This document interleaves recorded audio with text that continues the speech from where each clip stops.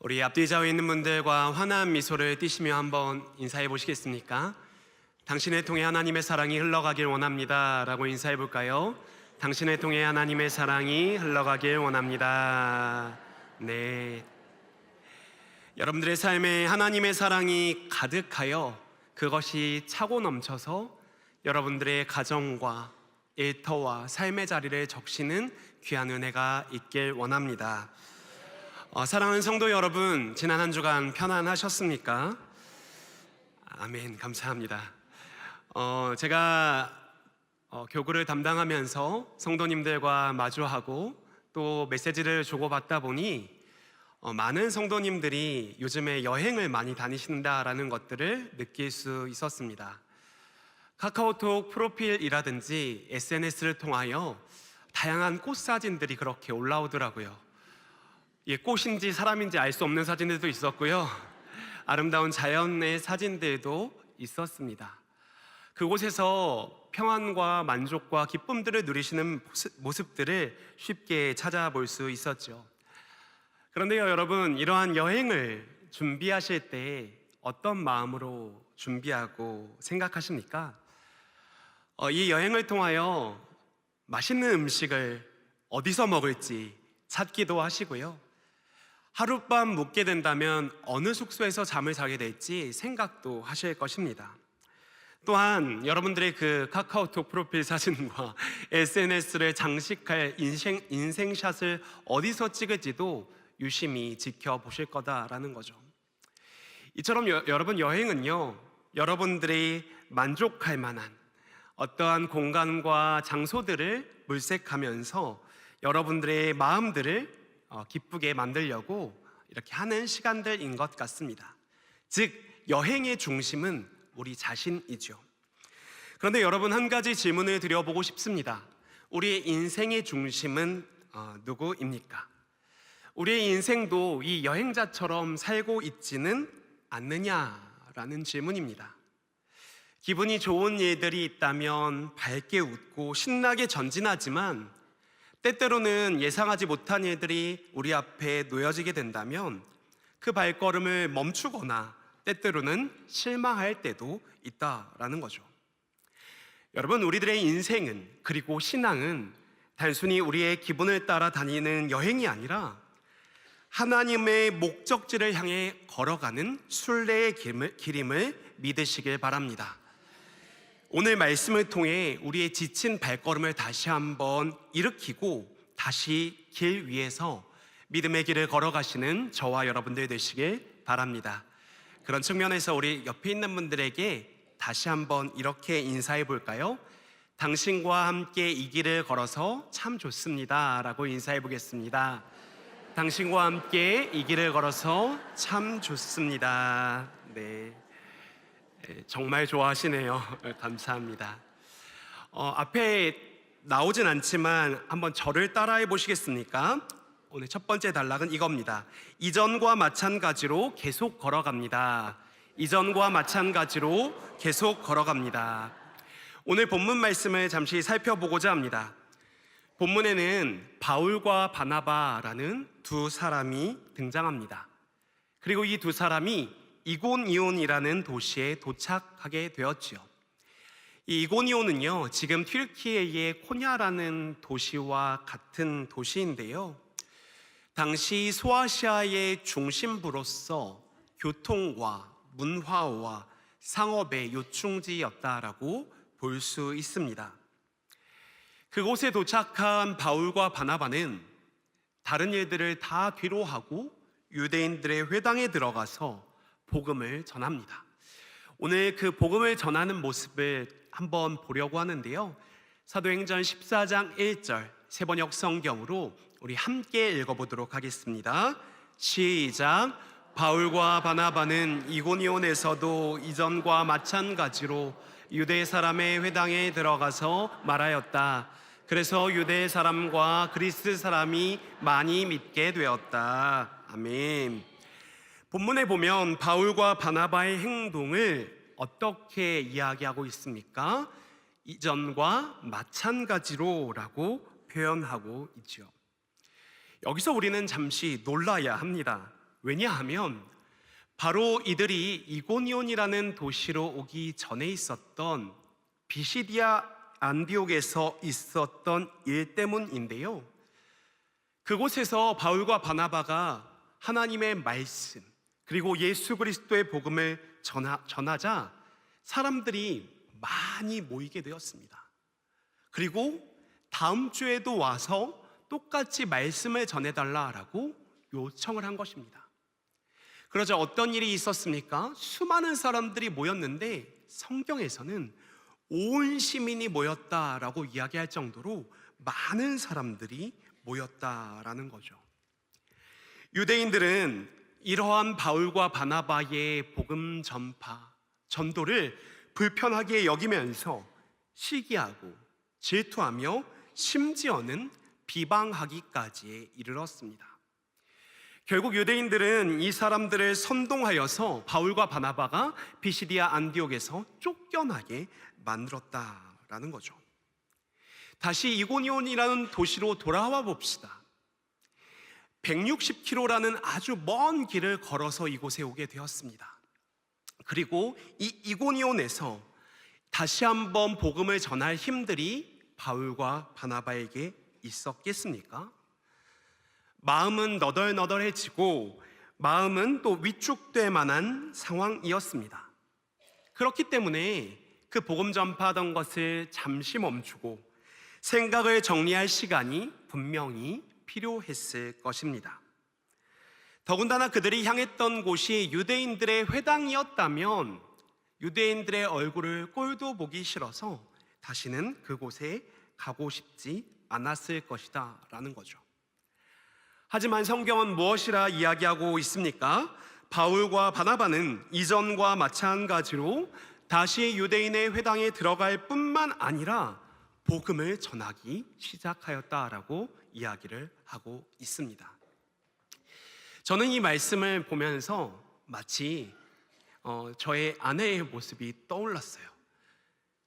자신이 입맛이 있던지 없던지, 아이들이 말을 듣든지 안 듣든지 늘 아침을 준비해주는 그 아내의 모습이 떠올랐어요. 놀랍죠? 아침을 여전히 준비해주고 있다니까요. 하지만 그렇게 매일같이 준비하는 그 사람의 얼굴이 떠올랐습니다. 제가 말씀드리고자 하는 것은 바울과 바나바는 여러 가지의 상황과 또한 감정이 있었겠지만 어제와 똑같이 오늘도 밥상을 차리는 한 사람의 모습처럼 복음의 밥상을 차리고 있었다라는 거죠. 여러분, 어떻게 바울과 바나바가 이렇게 이전과 마찬가지로 행동을 할 수 있었을까요? 과거의 아픔과 상처에 매이지 않고 앞으로 일어날 일들에 대해서 두려워하지 않고 어떻게 복음을 전할 수 있었을까요? 그 원동력은 오늘 본문 말씀 3절 말씀에 나타나 있습니다. 우리 사도행전 14장 3절의 말씀, 이 말씀을 세번역 성경으로 우리 함께 읽어보도록 하겠습니다. 시작. 두 사도는 오랫동안 거기에 머물면서 주님을 의지하여 담대하게 말하였다. 주님께서는 그들의 손으로 표징과 놀라운 일을 행하게 하셔서 그들이 전하는 은혜의 말씀을 확증하여 주셨다. 아멘. 두 사람이 그곳에서도 복음을 전할 수 있었던 이유는 무엇입니까? 우리는 지나치게 성경에 나타나는 인물들을 미화시키고 대단하다 생각할 수 있지만 그들이 특별해서가 아닙니다. 멘탈이 좋거나 의지력이 뛰어나서도 아닙니다.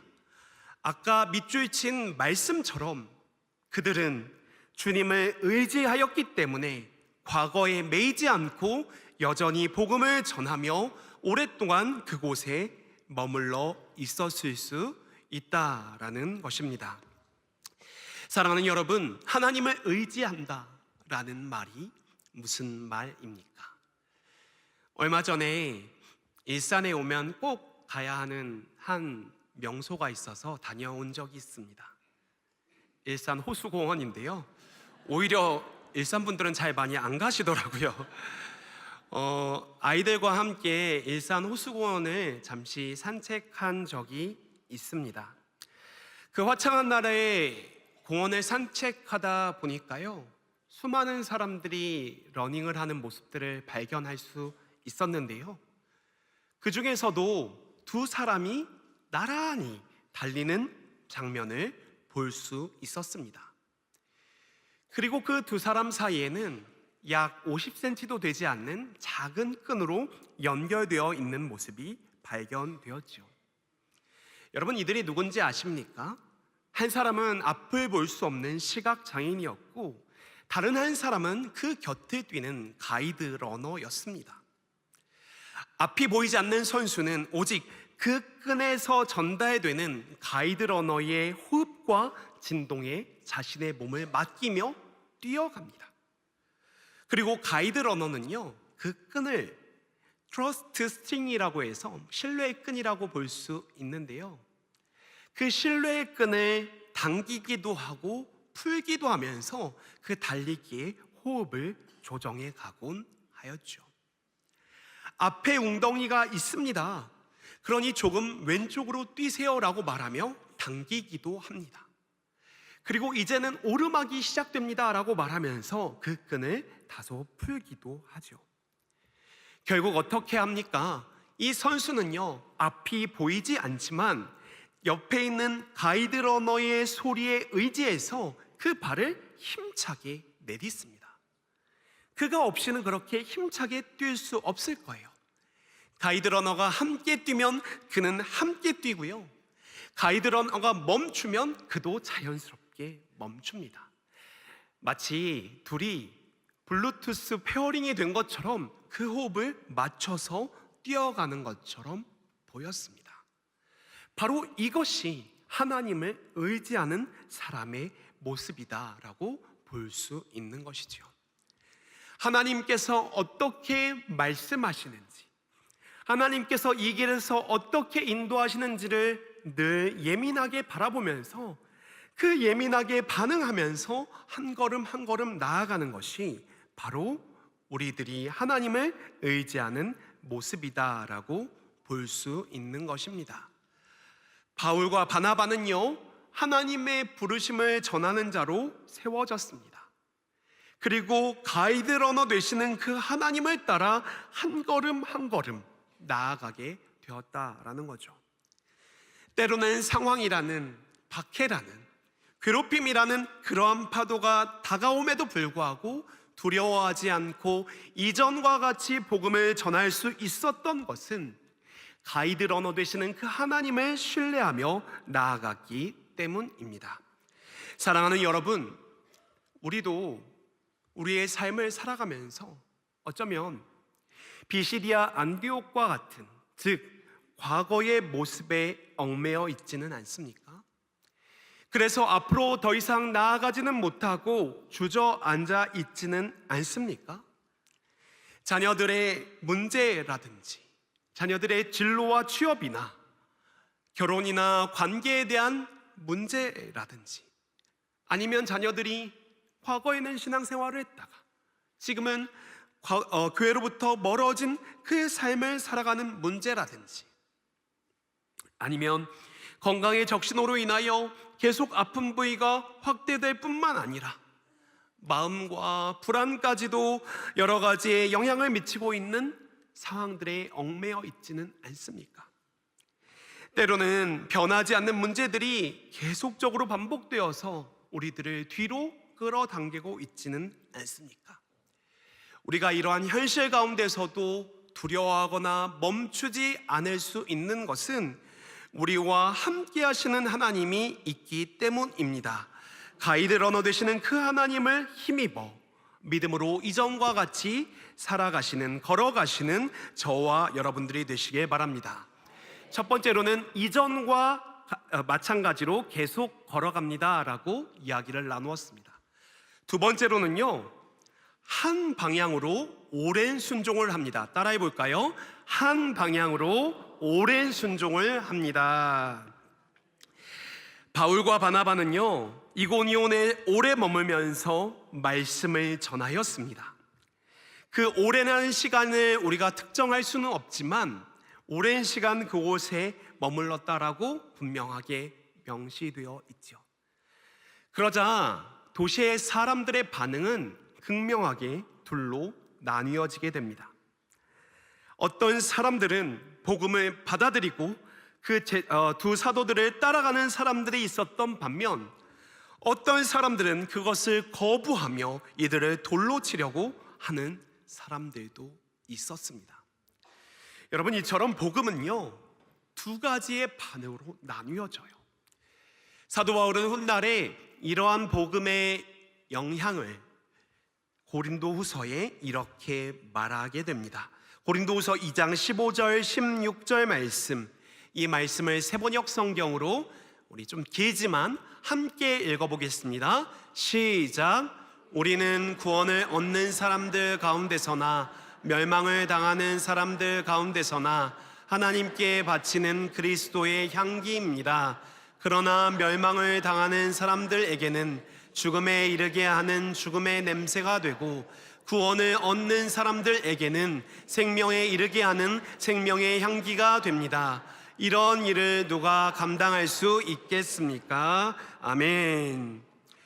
복음이라는 내용은 같아도 그것에 반응하는 사람들이 다르다라는 것입니다. 제가 예전에 해외에 조금 장시간 체류했던 적이 있었는데요, 그때 지인들과 함께 식탁 교제를 하게 되었습니다. 오래간만에 한국 친구들과 만나서 식탁 교제를 하다 보니까 어떠한 음식이 당겼을까요? 당연히 한식이 당겼겠죠. 우연히 얻게 된 여러 가지 재료를 모아서 어떠한 걸 끓이게 되었습니다. 그런데 거기 게스트하우스와 같은 그곳에서 이것을 맛있게 끓이고 있을 때 우리는 다 침샘이 자극되면서 너무 맛있겠다라는 생각에 빠지게 되었죠. 근데 어떤 사람이 와서 굉장히 거칠게 항의를 하는 것입니다. 이게 무슨 냄새냐고, 상하고 썩은 냄새가 난다고. 된장찌개 끓여 먹다가 큰일 날 뻔했습니다. 동일한 음식이지만 받아들이는 사람에 따라 각각 다르게 반응한다라는 말씀을 드리고 싶은 거죠. 복음도 마찬가지입니다. 내 죄를 깨닫고 주님의 은혜를 구하는 사람들에게는 이 복음이 생명이 되고 향기가 되지만, 내 기득권을 지키고 싶은 사람들, 여전히 내 삶에 내가 주인이 되고 싶은 사람들에게는 거북한 소음일 뿐이다라는 거죠. 복음이 가는 곳에는 언제나 이렇게 환영과 거부가 공존한다라는 것입니다. 바울과 바나바는 이러한 복음을 전합니다. 그러나 그 반대가 점점 더 심해지자 심지어는 돌을 맞을 위기에까지 처하게 되죠. 바울과 바나바는 자연스럽게 다른 장소로 옮기게 됩니다. 다른 지역으로 가게 되었다라는 거죠. 그런데 이 말씀을 읽고 있노라면 앞서 말씀드렸다시피 이전과 같이 복음을 전했던 바울과 바나바의 모습과 정반대의 모습처럼 여겨지는 것입니다. 다른 곳으로 도망하는 것처럼 느껴지기 때문에 앞선 문단과는 전혀 다른 이야기처럼 여겨진다라는 거죠. 그런데 제가 이 말씀을 읽다가 우연히 마르틴 루터의 이야기가 떠오르게 되었습니다. 2017년에 종교개혁 100주년을 맞이해서 저와 아내와 그 당시에 태어났던 아이와 함께 셋이 종교개혁지 탐방을 다녀온 적이 있습니다. 여러 도시를 다니다가 가장 기억에 남는 도시를 제 카카오톡 프로필 사진에 오랫동안 걸어두었었는데요, 그 성은 바로 바르트브루크 성입니다. 산 꼭대기에 있었던 그 성은 바로 이 마르틴 루터가 잠시 피난했던 곳이었기 때문이었죠. 1521년에 루터는 보름스 회의라는 회의에 소환되었습니다. 당시 황제와 교황청의 압박 속에서도 이 마르틴 루터는 내가 여기 서 있겠다라고 말하며 목숨을 걸고 진리를 선포하였죠. 마치 바울과 바나바가 이고니온에서도 박해 속에서도 오랫동안 그 말씀을 전한 것과 꼭 같아 보였습니다. 그런데 마르틴 루터가 갑자기 사라지게 됩니다. 그 회의가 마친 이후에 없어지게 됩니다. 사실은 그를 아끼던 한 사람이 그를 납치하듯 데려간 곳이 방금 말씀드렸던 그 바르트부르크 성이라는 것이죠. 그곳은 산속에 있어서 찾기도 어려울 뿐만 아니라 큰 성의 한 외진 곳에 머물고 있었기 때문에 그를 발견할 수 없었다라는 것입니다. 아마도 말을 하기 좋아하는 사람들은 진리를 외치기에 힘썼던 마르틴 루터가 도망하였다, 겁을 먹고 숨어버렸다라고 이야기를 했을지도 모릅니다. 비아냥거렸을지도 모른다라는 거죠. 하지만 루터는 그곳에서 이 당시에 라틴어로밖에 없었던 성경을 독일어로, 즉 시민들의 언어로 번역하여서 사람들이 하나님의 말씀을 모두 읽게 만드는 그 일들을 그 바르트부르크 성에서 감당하였다라는 것입니다. 루터는요, 도망한 것처럼, 피한 것처럼 보였지만 그곳에서도 자신의 방향성을 하나님께로 향해 있었다라는 거죠. 바울과 바나바도 마찬가지였습니다. 자리를 피했지만 결코 복음을 전하는 일을 포기하지 않았습니다. 오히려 실제로 그 도착한 곳에서 복음을 전하게 되었다라는 거죠. 사도행전 14장 7절의 말씀을 새번역 성경으로 읽어보도록 하겠습니다. 함께 읽겠습니다. 시작. 그들은 거기에서도 줄곧 복음을 전하였다. 아멘. 우리는 이 바울과 바나바의 모습을 통하여 한 가지를 생각해 볼 수 있습니다. 살다 보면 끝까지 버티고 견디는 것이 믿음이라고 생각할 때가 있죠. 특별히 자녀의 문제라든지 가정의 여러 가지의 상황들 가운데 내가 죽어야지 다 되지라는 생각에 사로잡힐 때도 있습니다. 그런데요, 때때로는 하나님께서 피할 길을 내시기도 하고 그곳에서도 여전히 하나님의 뜻을 이루어가게 하신다라는 사실을 여러분들이 기억하셨으면 좋겠습니다. 바울과 바나바는요, 단순히 그곳에서만 복음을 전해야 한다라고 생각한 것이 아니라 머물러야 할 때와 떠나야 할 때를 분별하고 하나님의 인도하심을 따라 걸어갔다라는 거죠. 때로는 억울해도 끝까지 그 자리를 지키기도 하였지만 때로는 내가 주고 있던 주도권을 내려놓고 그 자리에서 한 발자국 물러가 하나님의 일하시는 공간으로 이동하는 모습을 보였다라는 것입니다. 우리도 이 한 방향으로의 오랜 순종을 이어가길 원합니다. 이 한 방향으로의 오랜 순종은 유진 피터슨이 그리스도인의 삶을 지칭한 말입니다. 이 말은 마치 끝까지 지키십시오, 끝까지 포기하지 마십시오라고 이야기하는 것처럼 느껴집니다.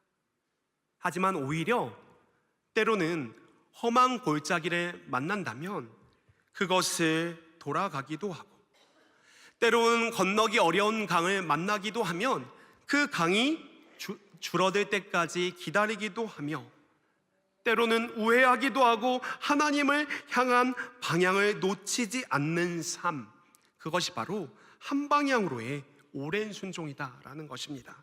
그리고 이것이 바로 순례자의 삶이다라는 것이죠. 여러분, 말씀을 마무리하고자 합니다. 바울과 바나바는요, 비시디아 안디옥에서 쫓겨나고서도 오랜 시간 걸어서 이고니온에 도착했습니다. 그리고 거기서도 유대인의 회당에 들어가서 복음을 전하였죠. 하나님을 의지하여서 한 걸음 한 걸음 나아갔습니다. 뿐만 아니라 때로는 하나님께서 인도하시는 길이 여기가 아니라면 그곳에 쫓아 걸어갔다라는 거죠. 머물든 떠나든 중요한 것은 우리들의 방향이 하나님께로 향해 있는 것입니다. 이것을 기억하시면서 우리를 다시 한번 길 위에 세우셔서 믿음의 길, 순례의 길을 걸어가게 하시는 그 하나님을 따라 한 걸음 한 걸음 나아가시는 저와 여러분들 되시길 원합니다. 아멘.